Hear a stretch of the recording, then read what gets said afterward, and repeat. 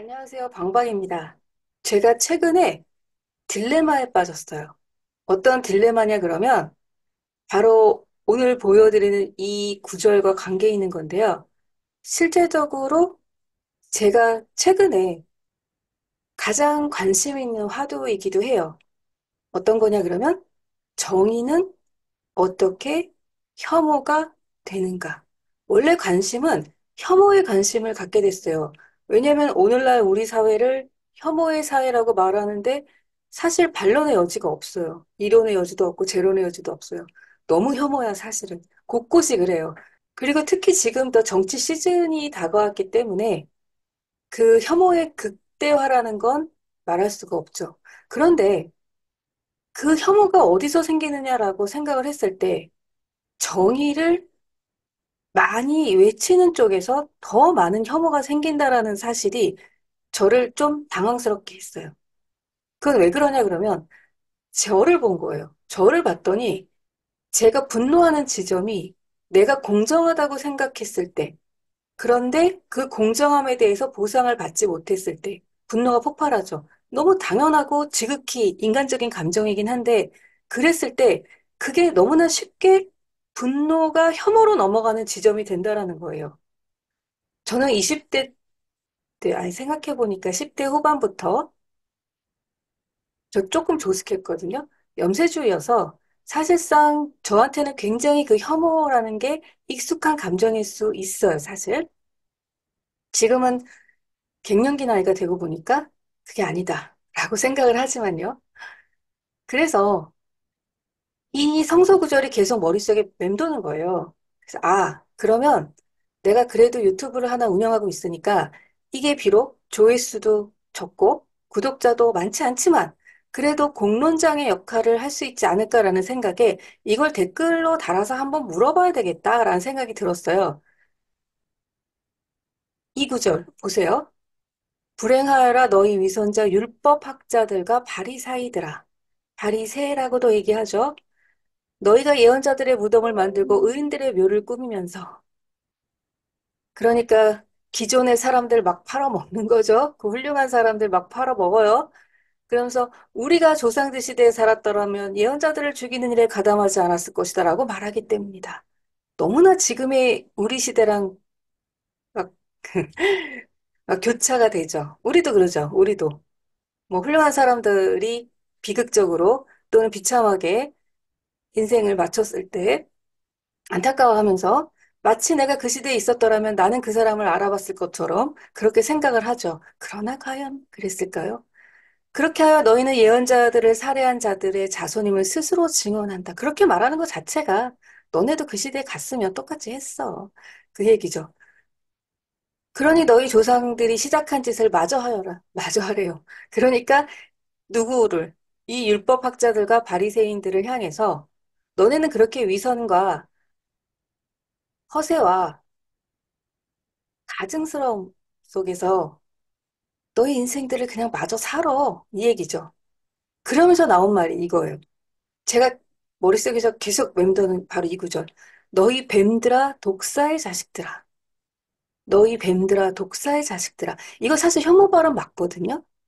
근데 이게 예수가 있기 때문에 혐오 발언이 아니야 라고 말할 수 있는 건지 아니면 혐오 발언은 혐오 발언이지만 예수는 자신을 위해서 자신의 이익을 위해서 이 발언을 한 것이 아니라 불쌍한 백성들, 당시 괴롭고 힘들고 고통스러운 그 핍박받는 민중들을 위해서 이 말을 했기 때문에 혐오 발언이지만 정의로운 건지 어떻게 생각하세요?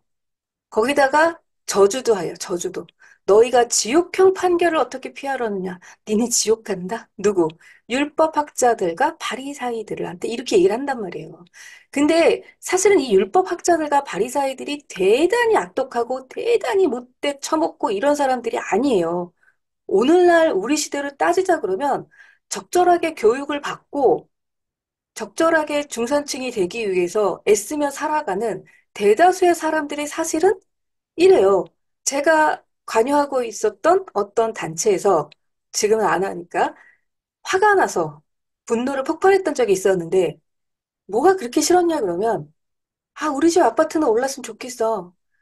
그렇게 속으로 생각하면서 그리고 일상으로 돌아가면은 거기에 굉장히 충실하면서 모이면은 양극화 문제야. 이거 집값 너무 비싸. 막 이런 거. 그리고 또 우리나라 대부분의 학부형들이 그렇듯이 우리 애는 공부 잘해서 특목고 가고 명문대 가고 유학도 가고 그리고 상류층으로 아니면 안정적인 보기 좋은 중산층으로 살기를 바라면서 모여서는 사회 구조를 이야기하고 빈부 격차를 이야기하고 양극화를 이야기하고 이게 저는 되게 불편한 거예요.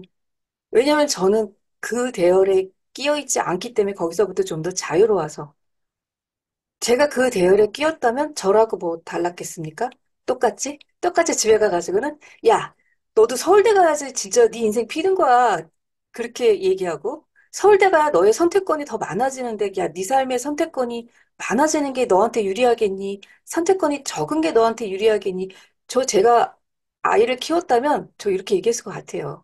근데 아이가 없기 때문에 그래서 뭐가 가능하냐 그러면 그런 괴리감을 느끼지 않을 수 있는 거예요. 집에서의 모습과 나가서의 모습, 또는 어떤 특정 집단에 속해 있을 때와 그렇지 않을 때의 모습의 그 괴리감들. 그걸 우리는 위선이라고 그러고 가식이라고 그러고 허세라고 그러고 가증스럽다 그러고 그러는데 사실은 많은 사람들이 오늘날로 따지면 지금은 다 배웠고 많이 가졌기 때문에 과거로 돌아가서 이 성서 시대로 따지고 들어가면 대부분 율법학자 바리새이들의 위치 정도 되는 거예요, 사실은.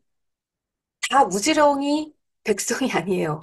다 배운 거 없고 그날그날 생계에 허덕이는 다 민중이냐? 그렇지는 않아요. 아주 많은 사람들이 중산층이라고 할 수가 있고요. 그러다 보니까 괴로운 상황들이 많이 봉착이 되는 거죠. 제가 접하는 더 많은 사람들은 그날그날 한 끼 식사가 삶의 전부인 사람보다는 더 좋은 동네에서 더 잘 먹고 더 잘 살고 싶어 하는 사람들이 줄을 이루다 보니까 사실상 신앙이란 게 굉장히 거추장스러울 수도 있고 특히 카톨릭 같은 경우에는 신앙과 일상이 분리되는 게 너무 자연스럽기도 하고 그래요. 그러면서 나를 돌아봤을 때 내가 정이라고 말하는 것, 내가 그 사람들에게 느꼈던 혐오의 감정들은 사실은 그것도 위선이 아닐까라는 생각도 들더라고요. 어느 순간. 그러니까 연달아 떠오르는 구절이 이거였던 거죠. 이 뱀들아 독서의 자식들아는 그럼 어떤 마음으로 나온 걸까? 그럼 이것도 역시 같은 거였을까? 같았을 수 있겠다는 생각도 드는 게요. 왜냐면 예수는 30대였거든요. 저는 30대 때 더 했거든요. 제가 되게 정의롭고 옳은 줄 알았거든요. 그나마 나이 먹으니까 아니구나. 그걸 아는 거지? 근데 그렇다고 해서 우리가 정의 따위가 어딨어? 내 배만 부르면 다지. 이렇게 살 수 있느냐? 전 그것도 어렵다고 봐요. 물론 그렇게 사는 사람들도 많고 그러다 보니 사회가 굉장히 다채롭게, 다양하게 동물의 왕국 같은 그런 사건, 사고들이 많이 일어나긴 하지만 그럼에도 불구하고 우리 모두가 다 그렇게 살고 싶어 하진 않잖아요. 거기서 이제 딜레마가 생기는 것 같아요. 분명히 정의란 것도 있고 그런데 그 정의라는 거 앞에서 자꾸만 내 시야가 좁아질 때 타자에 대한 이해도가 없을 때 나는 혐오에 자꾸 빠지고 그렇게 혐오에 빠지다 보면 혐오의 감정에 내가 들어가서 나를 망치기도 하고 협소하게 만들고 축소시키고 내 사유를 쪼그라들게 만들고 그리고 그것이 꼴불견이니까 결국은 타자에게 다시 혐오의 대상이 되기도 하고 이게 카톨릭 내에서는 정의구현사재단 문제가 있어요. 그 정의라는 말을 내세우고 있는 집단들이 갖는 딜레마들이 있어요. 처음 출발은 그게 아닌데 하다 보면 자기 안에 갇히게 되죠. 그럼 그 갇히다 보면 놓치는 게 많아지고, 놓치는 게 많아지다 보면 꼴불견이 되고, 꼴불견이 되다 보면 혐오의 대상이 됩니다. 그러니까 나도 혐오하는 사람이 되고, 동시에 혐오하는 대상이 되면서 혐오의 주체와 대상을 동시에 겪게 되는 거예요. 그러다 보니까 우리 인간은 정의의 강도가 셀수록 혐오의 강도도 세지는 동전의 양면 같은 상황에 자꾸 놓이게 돼요. 신기하죠? 어렵죠? 그러니까 정의와 혐오는 동전의 양면 같아서 하나만 취할 수 없는 건지 마치 작용 반작용처럼 작용 반작용이라는 건 사실상 과학이죠, 이건. 만유인력의 법칙처럼 이건 과학이에요. 그런데 그게 아니라면, 그게 아니라면 우리는 어느 선에서 정의의 문제를 바라볼 수 있는 건지, 그리고 불의와 신나게 타협하면서 룰루랄라 이건 내 능력이야. 이런 사기꾼이 되는 것이 너무나 쉬운 세상에서 어떻게 나를 지킬 수 있는지 이 문제가 지금 제가 해결하지 못하고 딜레마에 빠져 있는 상태입니다. 이 문제를 제가 여러분들한테 던져볼 테니까요. 여러분들이 댓글로 좀 달아주시면 고맙겠어요. 왜 이런 어려운 문제를 공유하냐고요? 어려우니까 공유를 해야죠. 우리가 그 정도의 지적 수준은 되지 않겠습니까? 어떻게 정리하면 되냐면, 일단, 정의가 혐오 없이 가능한가? 정의의 양이 클수록 혐오의 양도 커지는 게 아닐까? 이게 이제 성서에서는 자기의라고 하는 표현으로도 나오거든요. 자기의. 자기의에 빠지면 안 되는 거죠. 그럼 정의는 어떻게 하면 자기의로 빠지게 되는가? 정의는 그냥 정의로울 수 있는 건가? 예수의 너희 뱀들아 독사의 자식들아 이거는 과연 혐오 발언이 아닌 건가? 이런 부분에 대해서 좀 나눠봤으면 좋겠다라는 생각이 들었습니다. 많은 댓글 부탁드려요.